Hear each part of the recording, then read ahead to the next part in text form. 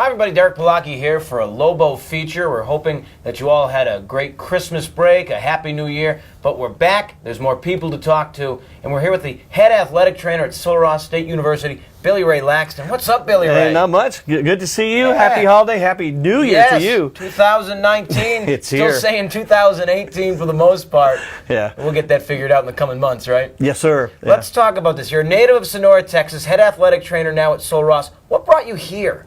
Well, chance. And to start the story, it really happened about 23 years ago. My college roommate, I went to Texas Tech, he came down here and was the head athletic trainer. And that was back when Dr. Sample was the AD and basketball coach. And in fact, when I came down to visit him, that's who I stayed with. They wouldn't let me stay in a hotel. And so West Texas has always been friendly. And after the visit, I was like, man, you got it good here, Paul. His name was Paul Krawitz. And I just kind of mentioned, one day, if you leave, I'm coming to Sul Ross State. I didn't realize it was going to take 23 years, but yeah that's the primer to it. My son wanted to come out here and play football. I was very familiar. I had been at the University of Mary Hardin Baylor. Sul Ross has always had a special place. We used to come and vacation in the Big Bend area and have family trips that were epic. The RV always broke down. And it was something familiar. And I know that they wanted to, get more stability in the athletic training position. And I kind of met with them, and the idea of building a legacy and trying to do something that you could say, well, I was glad I was there. It just all came together, and I started in June. Head athletic trainer. What do you do?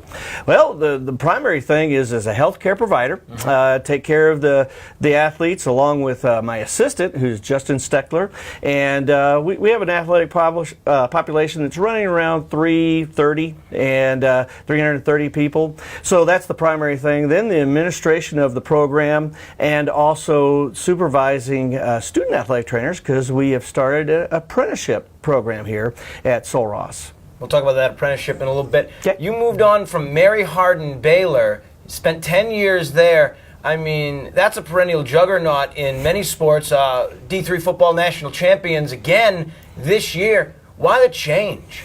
Well, in that time, I got to enjoy the fruits of their efforts. It was a great learning lab, pure people that just really want to do good, okay? And it was a great model for me. I learned a lot from it. I did take a hiatus from Mary Hardin Baylor in college athletics. I started working at an orthopedic group, and that allowed me to see my son play and really get back into the family through his junior high and high school years.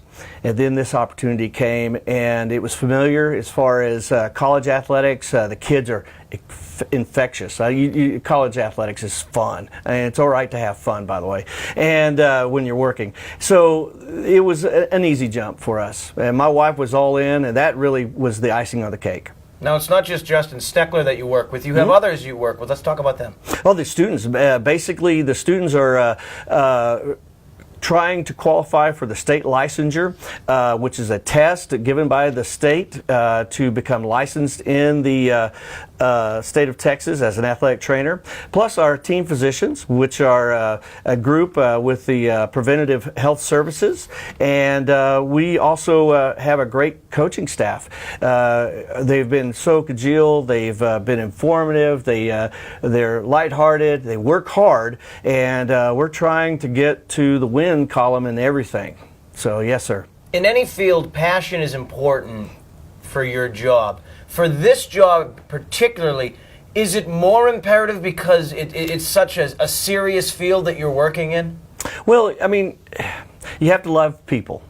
And I think you have to have a servant's heart. You got to wash some feet. And when you take care of athletes, these athletes particularly are someone's most precious treasure. They're kids. And and they're far away from home. And many times, and so we have to be there to fill that void. Sometimes we're mom, sometimes we're just the person that helps give them information, and then the actual care of physically taking care of an injury. Now, you said you have to like people, have to love people. You gotta love them. Athletes, no two are the same. They've all got their different quirks and personalities, and I'm sure we could talk about that all day long with all the different sports that you work on. What's it like, and how do you deal with so many different sports and personalities? Well, you got to be yourself, and because they're going to be themselves. And yeah, there's sometimes there's great relationships and communication. Sometimes not as much, but most times the kids come because they need you. They're or at least they think they need you, and so the relationship is pretty easy to get going, and the bonds are building up trust, being consistent, so they know what the rules are, what they're going to do, and what they need to do to get better and back on the court or field. So those things kind of are innate, and they come together. And our coaches again do such a great job with communicating that, hey, you're here to play ball, but we're going to do it the right way. We're going to act right, and so things like that all just come together. So the relationships have been very easy to form and very healthy. Now, you have vast experience in athletic training. Justin has experience as well, but the students necessarily don't. What do you instill in your students when it comes to working with these athletes? The biggest thing right now for them is skill set, trying to get where they can do a little bit of critical thinking, being able to do certain skills that are basic, whether it's wound care, taping, wrapping, stretching. Those are kind of the primary things. And then assessing injuries. That's a little bit later in their career. Most of our athletic trainers, student athletic trainers, are young, and so we start teaching those skills. And what you're trying to do is give them real life experience, classroom experiences, and then try to bring it to them where they can take those skills, apply it to that test, pass the test, be licensed, and be ready to work right after graduation to whatever setting they wish. Most likely high school athletics. Since you've taken over, it's been since when again? Since June. June. Since you've taken over in June, what are some of the marked improvements that some might not be aware of? Well, probably organization. We've been able to find all kinds of paperwork, get everything organized where we can understand it, and if somebody else came in, they could go, oh, that makes sense. The next thing is probably building relationships with the hospital and the doctor's group that is taking care of us. And then the outreach through the conference to other athletic training departments, mainly because, in the past there's always been one. And it gets overwhelming. And so we reached out to other departments so they know that we're here, that we will do whatever we can to be a good host for any event athletically. And also to kind of give them a reassurance that we are going to be static, that we're going to try to bring it to a level of performance for healthcare services, and it's going to be good. I think the other thing is that we've had a little more input on trying to help coaches with communicating about practices and practice times and building schedules. That's been very, very helpful for us because, you've doubled your staff, but it's still only 2 and there's 300 of them. And and we try to cover everything at home, practices and games and such. So there's been a few times that we couldn't travel because of so much home stuff, but we're not spread thin by any means. And as we bring on students that are more capable, we'll have even more coverage length, if you will. And I think the next thing is probably just the confidence of the coaches knowing their kids are going to get took care of. Many times in the summer meetings, it was like, well, we were just wondering if we could get our kids taped, and there were so many missteps or just not being able to fulfill a need. And we made a commitment that would not be a problem, and so far it's been pretty good. We'll be having some surveys go out in the spring, and we'll see what everybody thinks. But it is a situation where just being a little bit more concrete, that's the biggest improvement. Let's talk about future goals. We just talked about improvement and what you've been working towards. What are you looking to do in the future? Well, one of the things with the student program, we want to build on a gift that was given in Truman Spoon's name, and it's our scholarship program, and we want to keep adding to that. We want to keep recruiting individuals that want to be athletic trainers one day. Student athletic trainers are going to be the backbone of our program. And then probably the biggest thing is to get into the electronic age. We are going to soon have electronic medical record keeping, because right now we've been doing it pencil and paper, and so this is a big exciting thing. I'm not sure why it's never happened at Sul Ross, but now that it happens, it'll be a whole lot easier doing everything from hardship waivers to making doctor's appointments or communication with a healthcare provider that's out of town. With so many different sports, and it's just you, Justin, and your students, with so many different sports, how does time management fit into this? Well, and there is another piece that we also teach.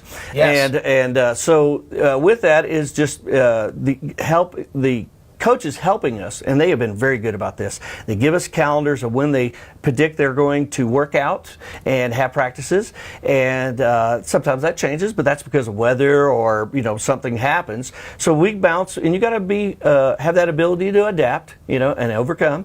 And so whenever we look at those things, time management is just the planning ahead, and we try to be in a position where we can give each other a little rest. Sometimes in these busy seasons, you're putting in 60 hours per week, and that might be a minimum sometimes.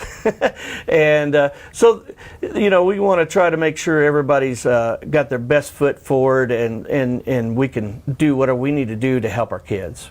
Now, with the move from Mary Hardin Baylor to Sul Ross, you obviously face new challenges you might not have seen there, whether it be staffing or stuff like that. Sometimes in life, going the extra mile is something big, and for you, I'm sure it is too.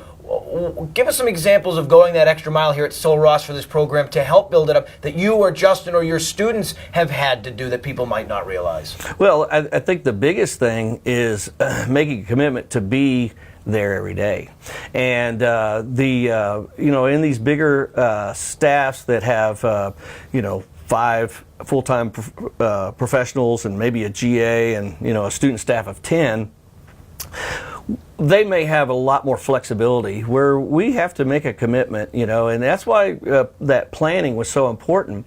Now, the biggest thing I would say that is with teaching the curriculum and then being a healthcare provider. It sounds very daunting, but they really go hand in hand. What you learn in the classroom, you can see in the afternoon in the practices and the treatment sessions and such, and the other way around. I remember when so-and-so got hurt, and we're talking about it now in class. So they go in hand, and with that type of mind frame and not worrying about what you're expending, students learn, you feel good, you have a lot of material to talk about, and it is in class and such, and I feel like it's a good marriage. And so the behind-the-scenes stuff, it's usually, especially with football, it's usually about 2.5 hours before the kickoff that we're working. Basketball, it's at least an hour beforehand. We've had quite a few injuries. In fact, for the fall semester, we had 11 surgeries, orthopedically and other.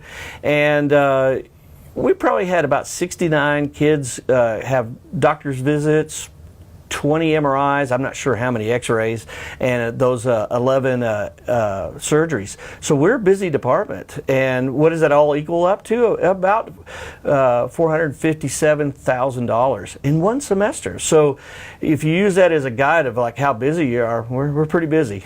Now, you've just listed a ton of important aspects and reasons as to why athletic training is important to the university. At the end of the day, it comes down to the health and the recovery of the athletes. Yes, sir. But why else is athletic training important?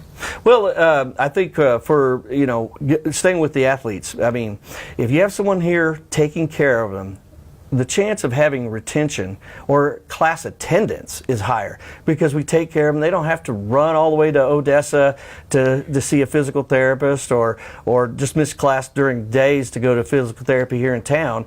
So right there, that we were trying to be a part of the mission of the, or at least the directives of our president. That class attendance and retention are so big here that we feel like we need to be a part of that. And then I think that also there's a moral obligation that a young man comes or a young lady comes to play and they get hurt, that someone's there to kind of guide and help and assist in the recovery. Now, I don't think that, people realize how often kids get hurt, but when they do see it, it is like, wow, it's a wow factor. And when you see someone fall on the court and may have a disfigured or deformity in their leg or something, that really plays into their perception of injuries. But what they don't see is those back strains, those hamstring strains, the kids that are just sore or they're sick and they can't play. Those are things that we have to deal with. So it's heavy on the healthcare thing. As far as teaching, I think it's an expression of what you learned and your experiences and relating them and leaving that legacy that we're trying to build that foundation for and leave a legacy that athletic training will be something very popular and very fruitful here at the university. What would you say is your favorite part of the job? Oh my God, the kids, easy. I mean, that's, the stories, the fun. I mean, it is not unlawful to have fun at your job. And that's one thing about athletic training. It affords that. Listen, I played a little ball at Sonora High, and everybody that I graduated would say, yeah, it's probably better that he was an athletic trainer. But I didn't want to leave that. And it was the bridge for me to be involved in athletics. I was a student trainer at Texas Tech. And then my first job, I was at John Tyler High School, home of Earl Campbell. And it just lined up, the stars lined up, and it was a good expression for me. And professionally, I've benefited. I've been from Salem, Virginia, all the way to Salem, Oregon, and all points in between because of athletics. And I can't be more thankful to God for that opportunity. What are you teaching? This spring I'll be doing first aid and CPR, and our first athletic training class, this is a reboot of our curriculum, will be taught by Justin, and that's the care and prevention class. Now we'll offer all the clinical laboratory experiences, and we'd like to try to get them anywhere from 250 to 300 hours for the semester of clinical hours. Now there's an apprentice program we're Yes, going to sir. talk about here at Sul Ross now. Give us an idea about that. Okay, just like the word kind of leans to, there's a master apprentice, which is the professional staff, Justin and I, Yes. and then we have these apprentices. And the state of Texas set this up to where you got enough lab and experience in the training room, along with certain qualifying classes that will lend you experience enough that after you get licensed, you're probably not going to hurt anybody. And so these things have been on the books since 1971. They had a pretty good staffing, starting with my college roommate back in '96, and through a couple of other trainers. Then Doc Prude, Charles Prude, he was here for about 15 years, and it kind of died out. And we want to reboot that completely, and we have just started that foundation. Dr. James Hector has been so wonderful. I mean, and Billy Jack Ray have also been a part of it and just guiding me, helping me get everything going on. Currently, I serve on a task force for the Texas State Athletic Trainers Association for education. So whatever I do over here, I rob it and use it over here, and vice versa. And so it's been a good learning and situation for me in developing this program. I really think we have a lot of buy-in from everyone, and so I'm kind of proud of this. So it's going to be a good deal. That's great. What can people be expected to do? As a student trainer? Yes. Okay. This is where the tire meets the road here, and so we have a little bit of an observation time where you kind of take it in and see if this is really what you want to do. But as I say, the only way you're going to get work done is get your hands dirty, and we put them in there. And generally, what everybody knows about athletic trainers that they tape ankles. So we get them taping ankles pretty quickly and try to get them to a proficiency so they can actually tape athletes and not have any worries about anything of the quality or the capabilities of that student. Then wound care, then on to everything from how to use an ultrasound machine, how to make an ice bag, to wrapping thighs and rubbing on the mojo, which is kind of a fun thing we have in the training room. It's just an analgesic lotion. And then learning all about the physiology part of healing. There are 3 stages to healing, and we start introducing that. And so by their junior year, they're getting a good taste, and then hopefully refining everything their senior year. And while they're doing their student teaching, if they choose to get a teacher certification, to start preparing for that state test I mentioned earlier. Would you say this is an avenue to get to where you are now? Yes, sir, and or more. I mean, there are graduate programs. So there's also, you could do this and then start qualifying for PA school, medical school, PT school, whatever you want to do. And sometimes athletic training is a bridge into the medical field that some kids don't think about until later in their academic career, and then they go, that's what I want to do. And so this is a staging for many of those things. But yes, also we want to produce athletic trainers, especially in the state of Texas. How's your first 7 months been?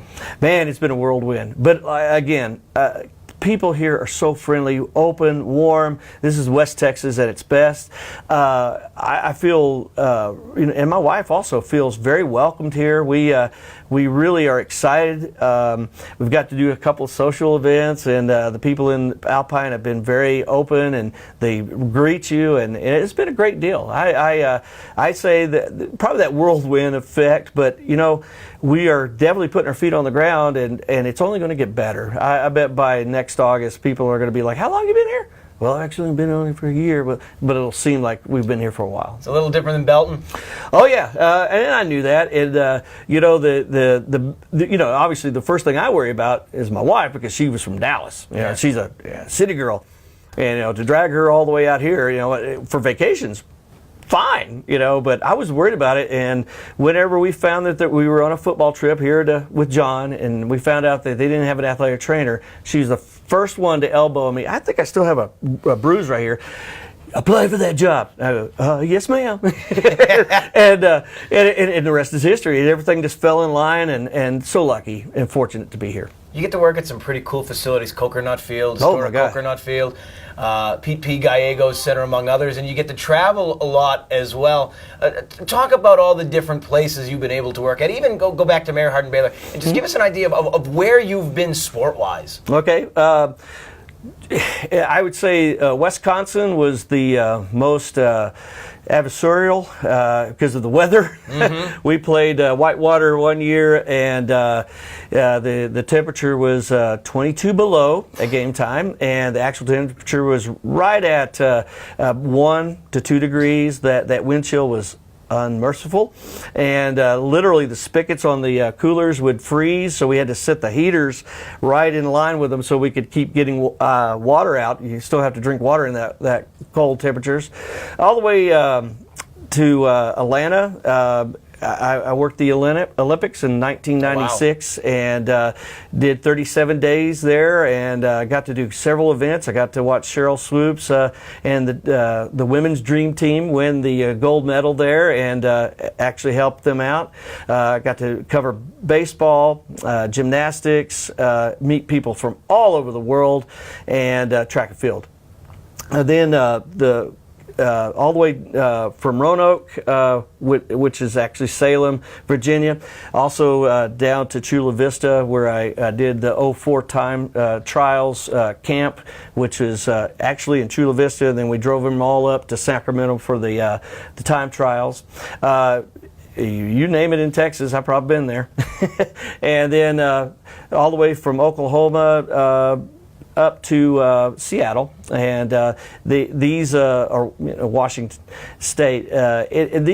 These things have been just like gravy on the potatoes. I mean, these are wonderful areas. I mean, some of these trips, especially when you talk about Sul Ross, getting on a bus and going for a long, long time.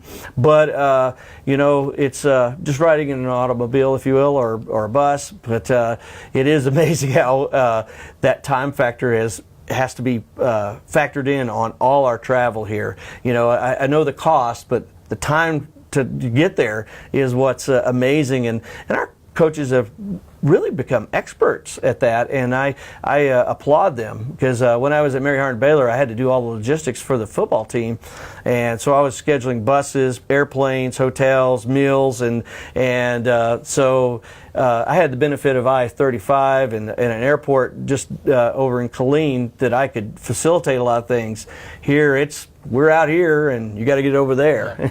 So it is amazing, and I really appreciate the job they do.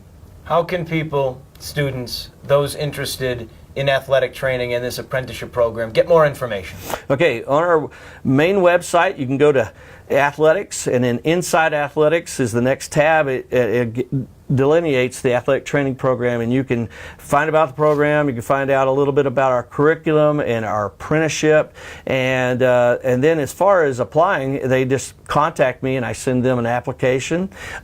We want you to be in Sul Ross enrolled and a full-time student, and once you have those and the application in, you're pretty much in a position to come and watch and observe, and then slowly be enticed to start your practicums. And it is not hard. Students that are a little bit later in their career still have a chance. We have all kinds of options, especially if say like they're a senior and all of a sudden they see the light. I want to be an athletic trainer.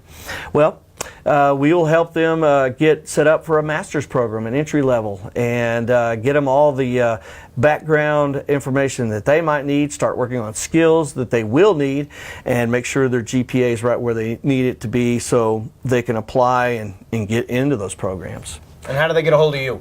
It's simple. It's just billy.laxton@solross.edu. My office number is 432-837-4281. Don't call myself a lot, and but it's as simple as when you get on the website, all our contact information is there for Justin and myself, and it is a deal where we really engage. If we get an email, we're going to get right back with you, because we're interested, and we want to build our program, and the kids that are in this region, there's a lot of young people that go to college to be athletic trainers, and we'd like to have some of them come here and let us give them a chance to succeed. You got to love what you do, though, right? Oh, yes, sir. Yeah, I'm very fortunate in that, and I really do believe, there is a purpose for everybody. Everybody has a purpose, and luckily for me, I was able to find that out, and I feel like that's what I'm meant to be, as an athletic trainer. So, Ross, head athletic trainer Billy Ray Laxton. Billy Ray, thanks so much. Thank you very much. Yes, sir.